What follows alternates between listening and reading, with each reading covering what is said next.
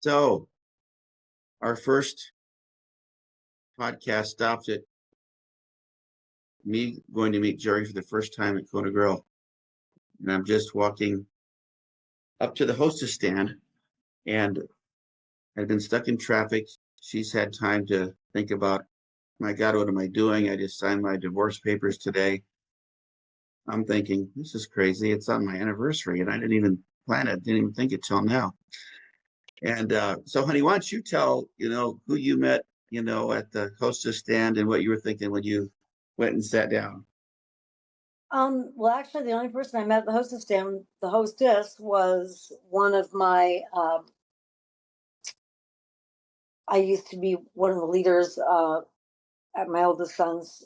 He was a youth pastor, is a youth pastor, and I was part of the ministry in terms of the young girls.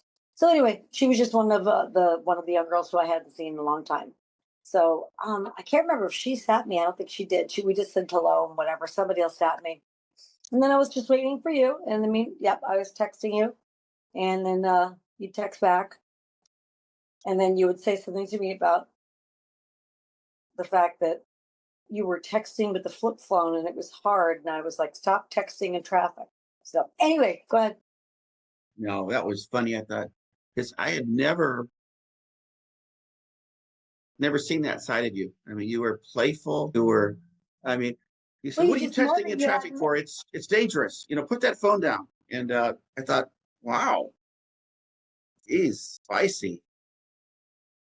Anyway, I got there, came in, and I said, yeah, I'm here on a first line date, basically. And it was your friend that you One of had my in ladies, this one group. of my girls, one of my Yep. girls.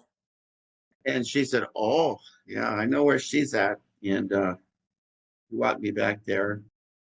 They put us right. They have a big aquarium there, don't they? And there's a big eel in there that I named Charlie, which I guess I named everything Charlie. I Yes, named you've got that. the alligators here, Charlie, too. So he was a beautiful Billy. Though he sat in there, though he always hid behind the rocks. I remember seeing that, and there she was over there against the wall. You were against the wall. But yeah, our backs were against the wall, weren't they? Both. True. That's true. Whenever we went back there for years, we always tried to sit in that same seat. Do you remember if we were in a booth or a table? There's a booth. Absolutely. I don't remember who the waiter was, but anyway, Yeah, I don't either. yeah, it's crazy what I did. I kind of turned into this. I mean, I saw this woman and she was beautiful and seemed fairly at ease, maybe a little nervous. I don't know. Were you nervous? Used to meeting a lot of different people in my corporate life, in my corporate career, and even afterwards in my Pilates, career too. So, I mean, I was definitely nervous, but I wasn't super nervous. Yeah, I don't think I was either. I don't know. I think there's just a peace of God, probably. I mean, I should have been nervous. I mean, you But, see, and honestly, I don't think I was very nervous because I didn't think it was anything more than just dinner.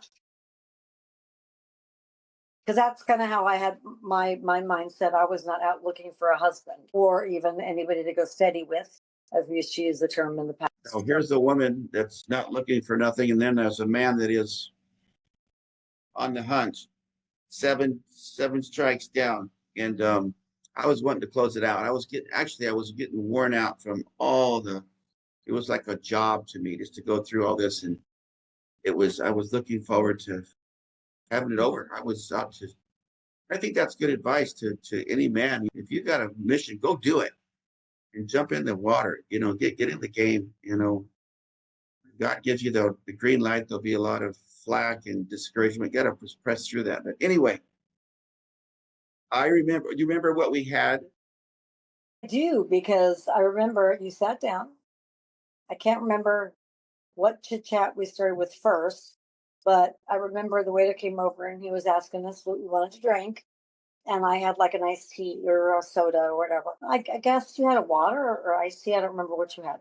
But in any event, I remember saying to you, because they hand us at Kona Grills a sushi place, but it's also, you can also get steak. And they handed us the menu for everything else and the sushi menu. So I was planning on ordering sushi. So I said to you, I said, well, what kind of sushi do you like? And you said to me, I've never had sushi before. And I'm like thinking to myself, why is a guy who's never had sushi before at a sushi place? And again, these are just all thoughts that were going on in my mind. Yeah. And and I remember, yeah, the guy came over. He's like, "Well, what would you like, whatever?" And I said, "Well, we have to figure that out still yet." And I asked you, I said, "Well, what do you want?" And you said, "Well, I have no idea. You pick." And I'm like, "Okay, so I could have been mean, and I could have picked like all the really raw stuff, like the truly raw stuff, but I wasn't. I picked all the easy one, like the California rolls and the things that were already really pre-cooked." So I ordered. Food came.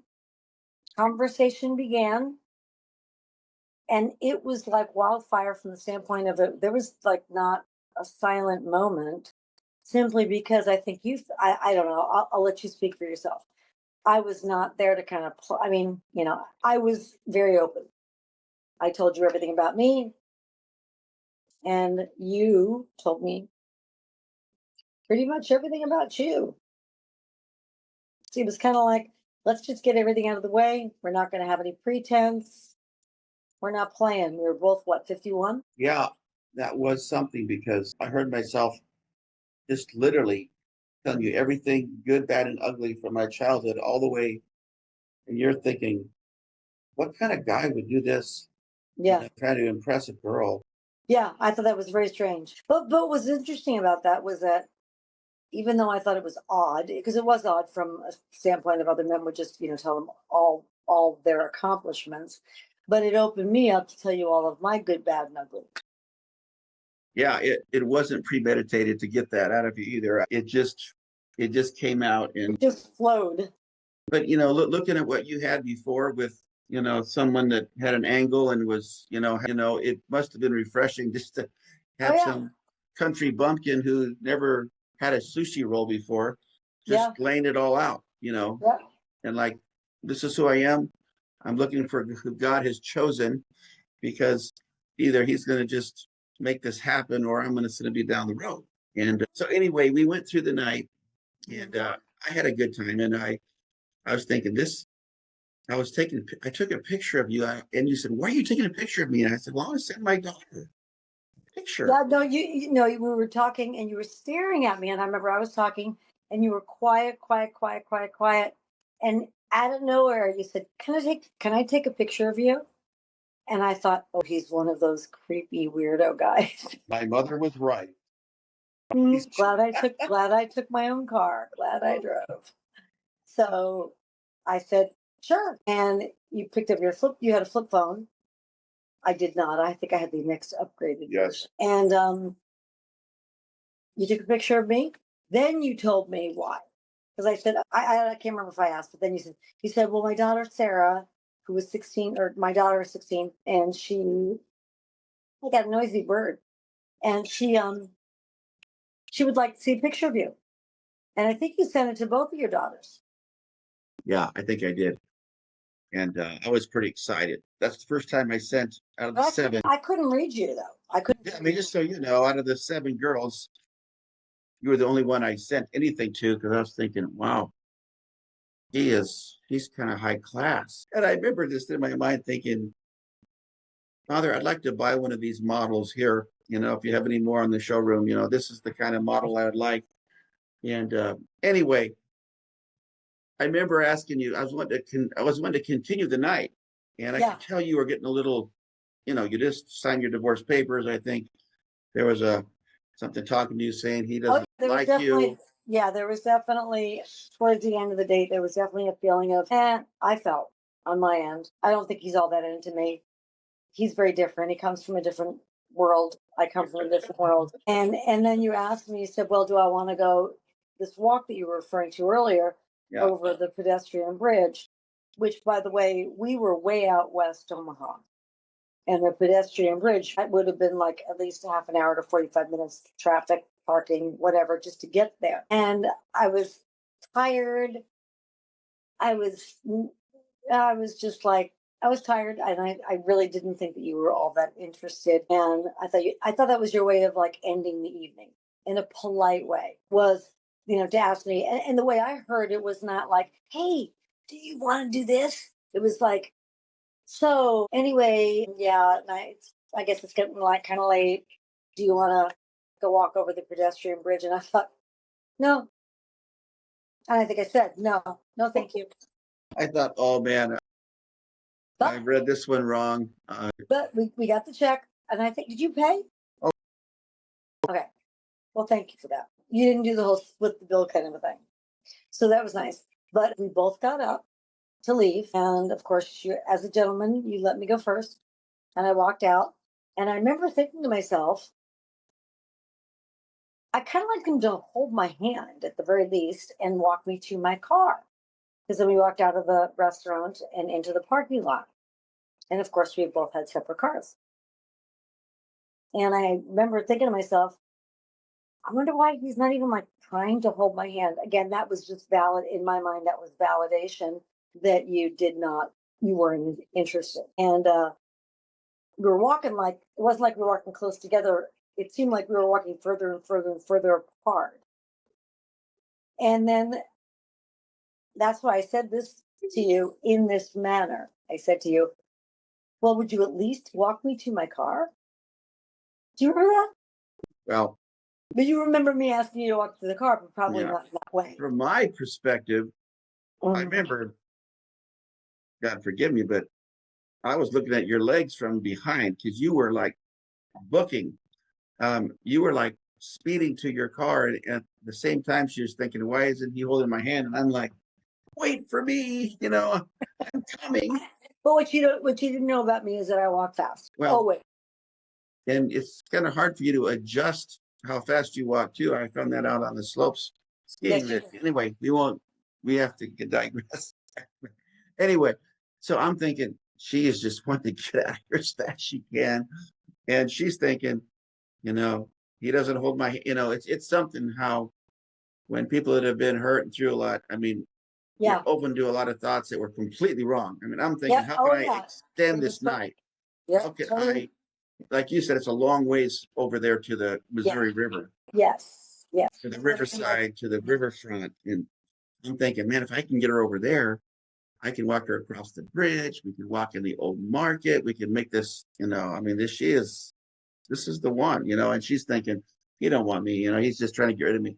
So that was kind of funny. And so Plus, I was she's tired. like walking way ahead of me, looks back and says, "Why don't you hold my hand?" You know, I didn't say why. I said, I don't. No, I never said, "Why don't you hold my hand?" I what did was you say? thinking. I was You thinking that. said, like, Said, "Would you at least walk me to my car?" So the "at least" part meant this is why it's like women are so difficult to understand it, and I understand why we are, because I said "at least," meaning like in my mind I was already going through the fact that you're not even holding my hand. So I was like, "Could you at least walk me to my car?" And you know and the weird thing? Do you want to know the weird thing? You didn't, because like we were walking I down didn't the know where your street. car was. Well, I said, "There's my car," and your car was on the other side.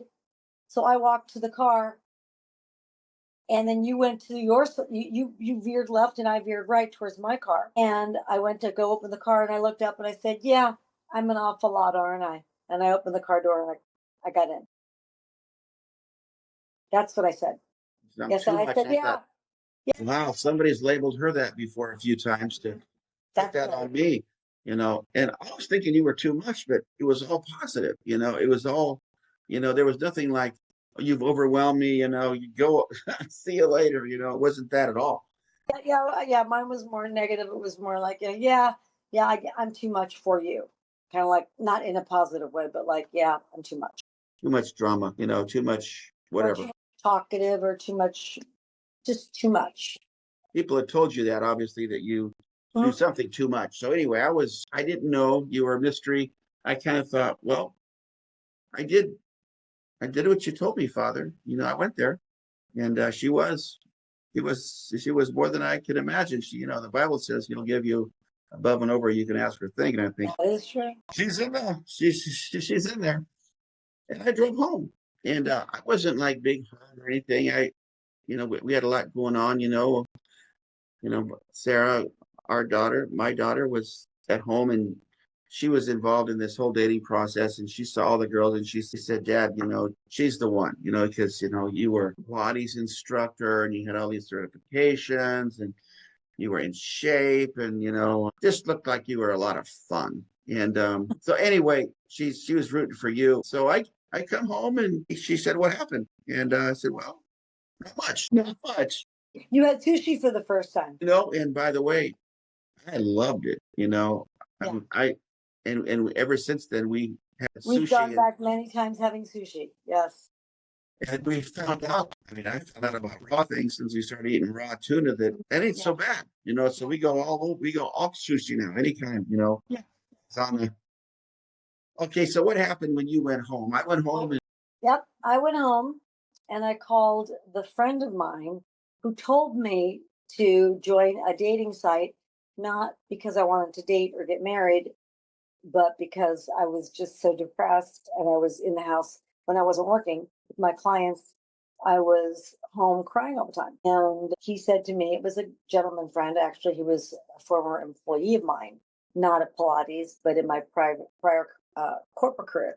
And he lived 3.5 hours away, and that's how he met his friends. So in any event, I called him and I said, what did you do? You set me up. This was terrible.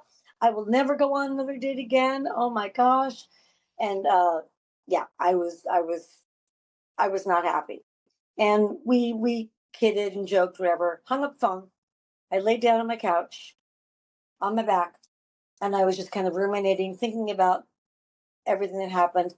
And it was like something like pushed me up and off the couch as I was laying on my back. And it was like somebody pushed me up and off or lifted me up and off of the couch and said, text him, thank you for dinner.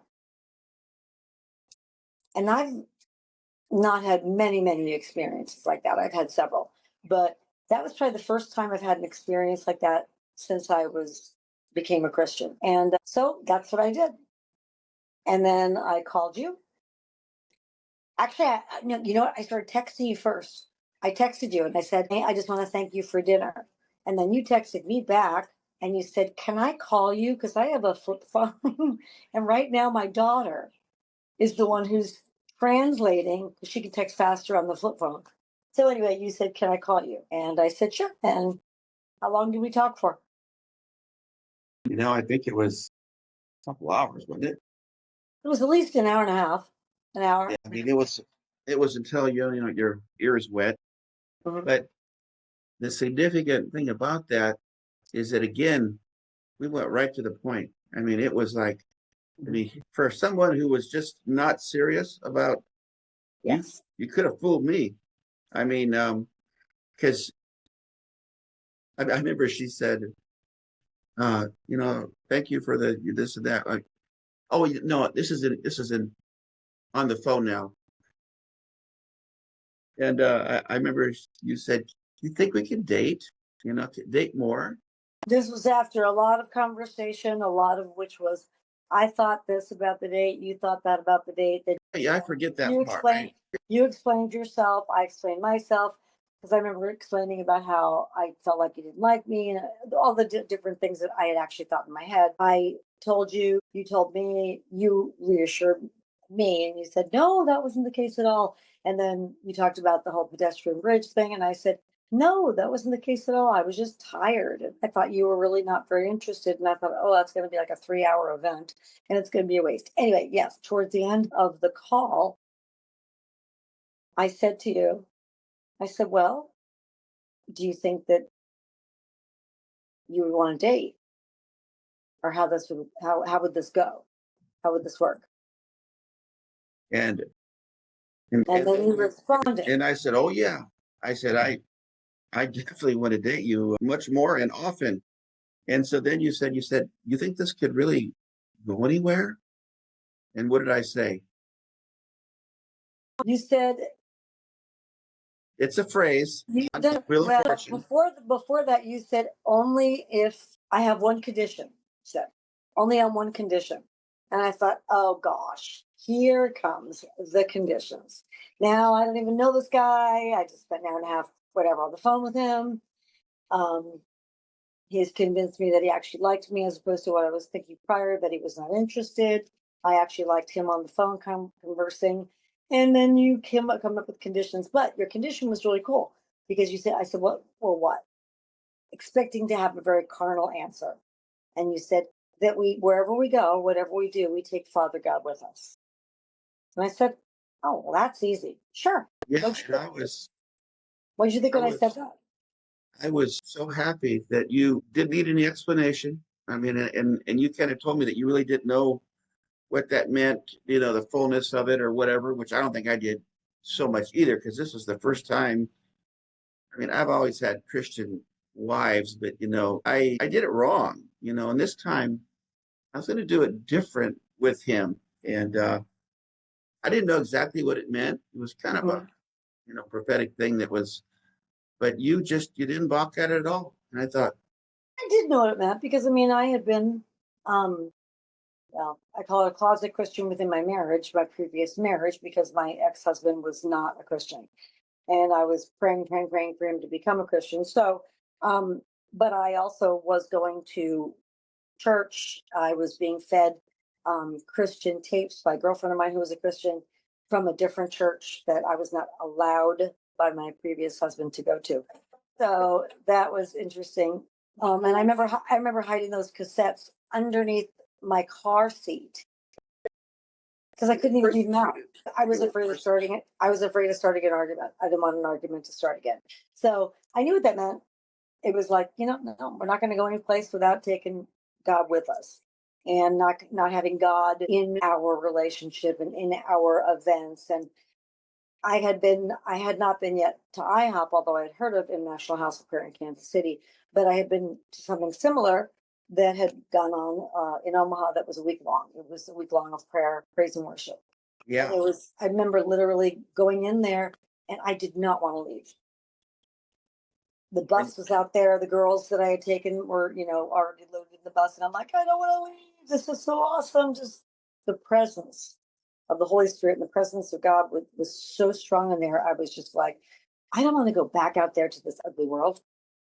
I'm just going to live and die in here and I'll be good. Anyway, I had to leave because I had responsibilities. I had to take all of these girls back to the church. So anyway, so I understood what it meant. But we had many, many, many signs afterwards as we began dating. Because then we hung up the phone. I went to bed. I assume you did too. And the next day, you called me at my studio, my Pilates studio, which was brand new because I had to move. Yep. I had to move my studio from my basement of my home. And since that was foreclosed on, I had to move into a physical studio. And I remember you called me and you said, so where do you want to go for dinner tonight? And I don't, what I think you maybe found out this about me. I don't play. I'm like, no. You told me you had a 16-year-old daughter. Let's go to your place. I want to meet her. Because I was like not in the mood to do like dating thing. I mean, I wasn't 20, 30, 40. I mean, I was 51 years old. I had just been left out of a 20-year marriage for another woman. I was not ready to play. I was not in a playing mood. It was like, if this is not serious, if I can't get along with her, if she's some sort of spoiled rich kid, whatever, or entitled or obnoxious or whatever, this is not my deal. Anyway, thankfully, she was wonderful, sweet, and darling. And then, so that our second date was at your house. Actually, it was at many places that we at your house and then at your store, grocery store, because we went to get something to eat because there was literally nothing in your bachelor house, your poor daughter, to eat. And we went to go grocery shopping for dinner. I won't talk about the dishes in the sink. well, I think it's pretty funny, really. I mean, It is funny. you, That was the we night I had, was riding on the cart, wasn't it? we had I thought I lived in a mansion, because I was raised very poor. And we lived in a nice area by a lake. And Mhm. that's the other thing that you always wished that you could be by some water. You're an island girl. From Long Island, correct. And so anyway, here I had this house on a hill, just 2 minutes from a big lake, probably the biggest city lake in Omaha, Lake Cunningham. And here she was at my house that had been through a lot. I mean, this is a heartbreak hotel here, Plus, you also have yeah, after I was left, I helped some homeless people and they stole my stuff from me and my guns. Anyway, but my point was, yeah, your house had been worn, but it was also very, it had been used not just by your family, but in raising your kids, but it had been used for a lot of God's purposes. So I know a lot of you don't know my wife, but she's a very orderly and clean woman. And anyway, we had two dogs in there. Do you know that about me? But go ahead. And we had two dogs in there that were adorable, but 3 dogs. Buddy. Night with, yeah. No. Yeah. I mean, they made some. So anyway, yeah, we had a divorced, traumatized Chihuahua, your dog.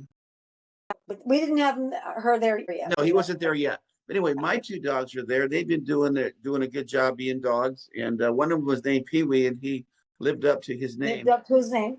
And he peed everywhere. Yes, and I smelled it as soon as I walked in the door. Thanks, Josh, my oldest son. I'll take Pee Wee and see if he'll use the automatic door. Yeah, no, Famous last words, That's because Toad, your other dog, and then our little Yorkie, yeah. Your little Yorkie, and then you had the hound dog, Buddy. Is Buddy there too? Yep. Oh, you had 3 dogs.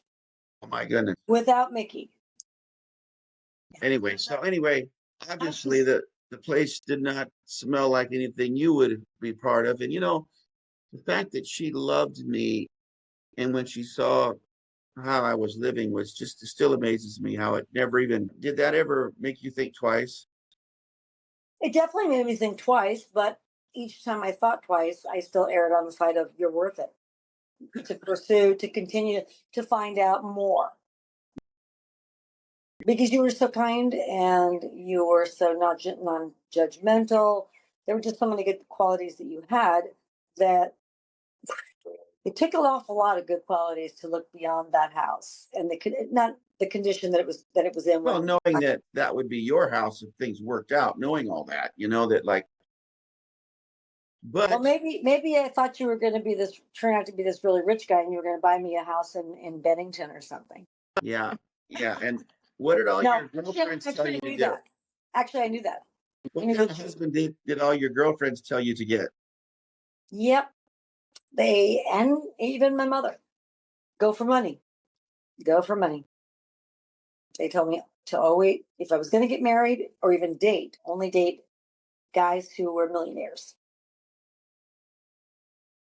Well, I was rich in just a different way. You weren't a millionaire, but I didn't date anybody who was a millionaire. I didn't listen to them. I got in trouble for that too. Yeah, I lost my friends for that. They were so upset with you for just turning away from.